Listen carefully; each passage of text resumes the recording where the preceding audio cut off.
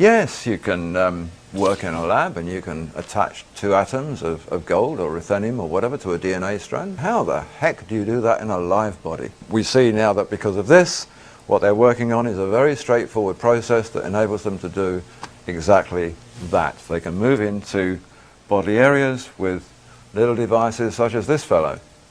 These are machines, computers more powerful than anything you have on your desk in your office or at home, which are capable of performing these microscopic little bits of surgery, for want of another name. They will place the atoms at the end of DNA strands. They can be devised to do just that. In fact, we could have them all the time so that we never actually got out of whack anyway, because they would see it coming and correct it. Monatomic elements have anti-aging properties, we're told. They correct DNA, they interact with DNA. They are devices which can affect the hormonal structure of the body. This is a really interesting medical area. Each of the original metals seems to have a relationship to one or the other of the glands in our endocrinal system. Gold seems to link up with the pineal gland, for example. Iridium seems to link up with the pituitary gland. These substances, whether ingested or injected or whatever, they can affect and heighten and enhance the hormonal secretions from any of these chosen or selected glands. It's a science which now puts paid to the problems associated with hormone replacement therapy, for example. You know, it's a therapy which is very popular. It works to an extent. It has some funny side effects, but in the end, all they're really doing is dosing human beings up with the hormones from the desiccated glands of dead animals. Well, there's not a lot of point in that. Far better if they can find a way to make more of our own. So why not enhance the pineal gland to produce more melatonin? Why not enhance the pituitary gland to produce more serotonin? So that's the area that they're moving into now, and these materials will do exactly that. In today's world, the Institute for Advanced Studies in Austin in Texas has described these materials as exotic matter. It can think of no better way to explain them. They're exotic. They conform to no rules, and they're not like anything else they've ever known. They are not on the periodic table of elements. Science has never known about them until the last few years. The Center for Advanced Study in Illinois classifies superconductivity, which is one of their main attributes, as the most remarkable property in the universe. So we've got something pretty amazing here. We've got a very ordinary looking white powder which is exotic beyond any comparison and contains abilities which are the most remarkable properties in the universe. And yet it appears like some grains maybe of talcum powder. So we sort of move towards rounding up here. Manipulation of space-time has been something they've been talking about for about the last 5 to 7 years. A fellow here called Miguel Alcubierre.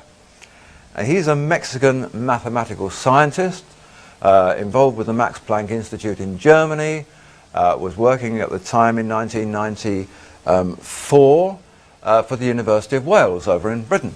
This is the abstract at the beginning of a multi-page document that he wrote, the journal Classical and Quantum Gravity, which caused quite a stir worldwide. He didn't pose any questions. He didn't say that this is what we're researching. He began his article with, "We now know."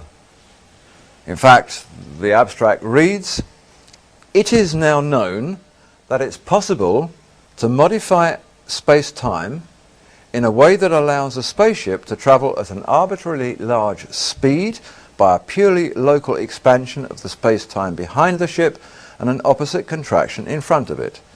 A motion faster than the speed of light, reminiscent of the warp drive of science fiction." Well, we're back to the sort of questions that we have with the DNA and the strands. How do we solve our space travel problems? We know that people's lives can't last long enough to get to the distant stars. We know that our machinery and metals can't. We know that the fuel runs out. We know that these things are inordinate distances away. How do we deal with it? We deal with it laterally, as Alcubierre suggests. We think about it differently. we forget about the spacecraft. What do? We look at the spacecraft, we look at the million light years that it has to travel, and we know that that's impossible. So why don't we just take the million light years and put it behind the spacecraft? Why don't we think about that? Why not move the space-time instead of the craft, so that with zero propulsion and no time having gone by, it can move through a million light years, because you've simply screwed that up, tossed it behind it, opened it up again, and it says it is now possible to modify space-time. Well, yes, it is. He was absolutely correct. It is now possible. This was followed in a series of related articles. American scientist, an article written by the physicist Michael Spear, he showed that this had nothing to do with violating Einstein's theory, the theory that nothing can travel faster than light. It didn't violate that at all, because nothing would be travelling anywhere. It would be staying still. Space-time would be moving. The acceleration rate, he said, would be enormous in theory, but there wouldn't actually be any. The true acceleration would be zero. Fuel consumption, zero. Time taken, zero. Distance travelled, million light years, maybe. So the question was raised, okay, it's possible, how is it possible? What's the device that makes it possible? And the answer came back loud and clear: exotic matter will be needed to generate distortions of space-time. The next question that went back was, what is exotic matter? Exotic matter, here's the description: it has the curious property of having a negative energy density, unlike normal matter that we're familiar with, that makes up the people and the planets and the stars, which has positive energy density. The necessary exotic device is an operative superconductor. And in fact, the list of what exotic matter is the same list of every attribute that applied from the research tests on monatomic superconductive elements. They're the only substance ever to have been classified as exotic matter. What's needed to generate distortions in space-time? Exotic matter. What does bending space-time mean? It means the ability to move from one dimension into another. What did this stuff prove that it can do? Move from one dimension into another and be brought back again. This is NASA's rather unattractive picture of what they call now their warp drive program. Believe it or not, NASA have a warp drive program. They're using Star Trek terminology, and this is their sort of logo picture for it. We have here Hal Puthoff from the Institute of Advanced Study comes back on the scene. He talks about the warp drive program and about the concept of bending space-time and manipulating and distorting it. And his comment is this: the details which provide yet further support for the concept that reduced time interstellar travel, either by advanced extraterrestrial civilizations at present or by ourselves in the future, is not fundamentally constrained by physical principles.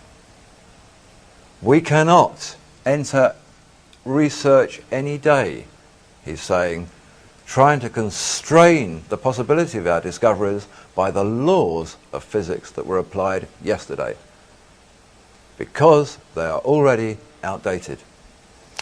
It's now been discovered that superconductors are the key to the distance teleportation of matter. This is from the United States Department of Energy.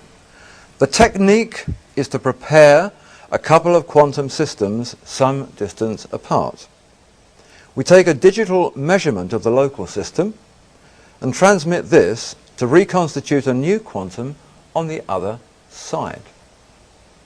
It's actually the same as any of you sending a digital image from your computer to one of your other computers. It's simply changing it into a digital thing that can be transmitted through frequencies and sending it and reconstituting it where it appears. Except that we're not talking about images, we're talking about physical reality.